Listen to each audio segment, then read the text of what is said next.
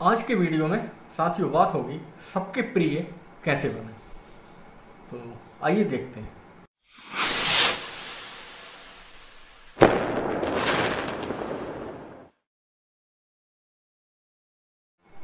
नमस्कार साथियों, मैं राकेश बक्सी आपका health wealth lifestyle advisor स्वागत करता हूं आपका यूट्यूब चैनल राकेश सिंह बक्सी पर।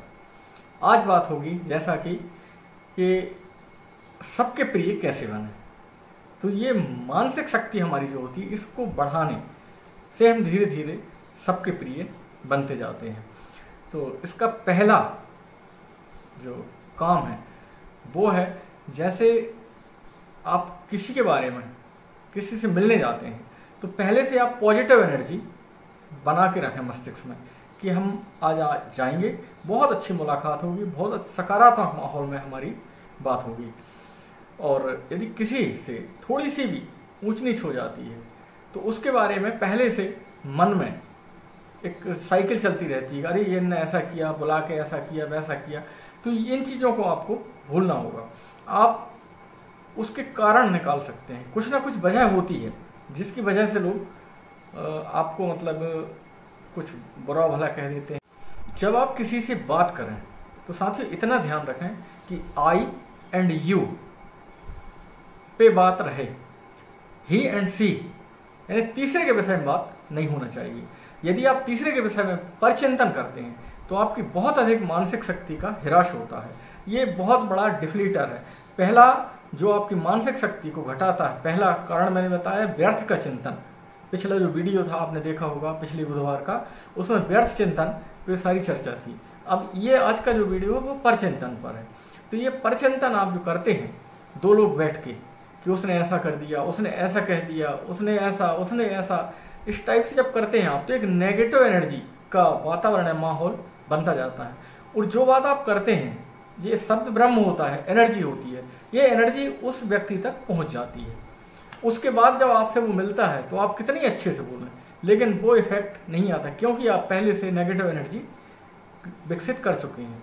तो इतना ध्यान रखें, कभी भी तीसरे व्यक्ति के बारे में चर्चा ना करें। कोई भी आपसे बात करता है तो आप उससे विनम्रतापूर्वक आग्रह करते हैं कि भाई साहब आप तो मैं और आप तक ही सीमित रहें, तीसरे की क्या लेना, छोड़ो यार, क्या रखा है तीसरे की बात करने में। इस प्रकार से आप उसको समझा सकते हैं। और आप जब आई एंड यू पे रहेंगे तो आपके मन की शक्ति बहुत अधिक बचेगी और आपकी जो डिफ्लीटर है, आपकी मानसिक शक्ति की जो पावर बैंक है उसको डिप्लीट करता है, यानी कि उसका ह्रास करता है, वो है परचिंतन। तो इसलिए आप आई एंड यू पे रहेंगे। और इसके बहुत से उदाहरण हैं। जब व्यक्ति आई एंड यू छोड़ के तीसरे के विषय में चिंतन करने लगता है तो उससे बहुत ही विनाशकारी परिणाम आते हैं। रामायण में एक बड़ी सुंदर घटना है, आपने सुना होगा कि माता कैकेयी मंथरा की बातों में लग के और राजा जो सुबह राजा बनने वाले थे राम या कौशल्या और दशरथ के बारे में जो परचिंतन किया मंथरा ने, उससे माता कैकेयी के दिमाग में एक फितूर उत्पन्न हुआ और उन्होंने ऐसे वर मांग डाले कि जिससे दशरथ जी का मरण हो गया और राम का वनगमन हो गया। वो भरत आजीवन 14 वर्ष तक पर्णकुटी में रहने के लिए मजबूर हो गए। तो इस प्रकार से उनकी एनर्जी का लॉस हुआ।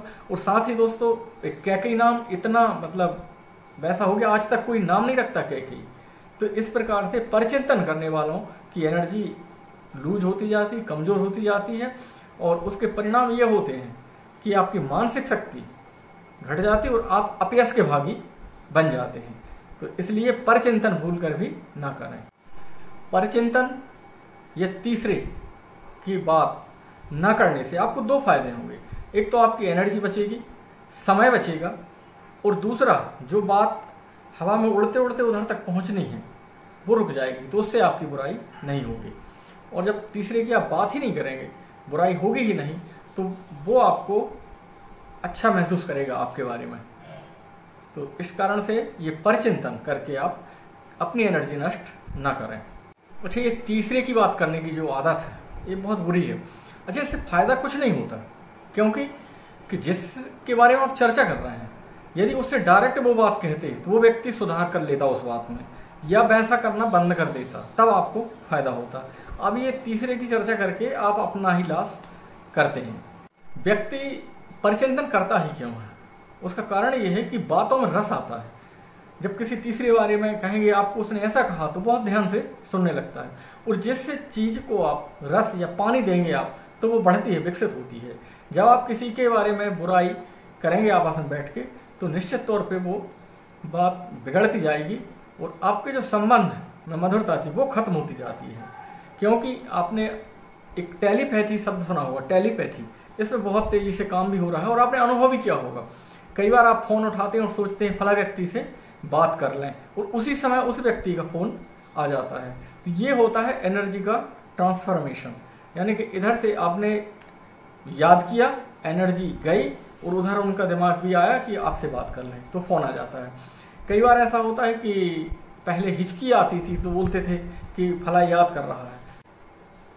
जो भी आप कार्य करते हैं या जो भी बोलते हैं वो सब बगैर एनर्जी के संभव नहीं है।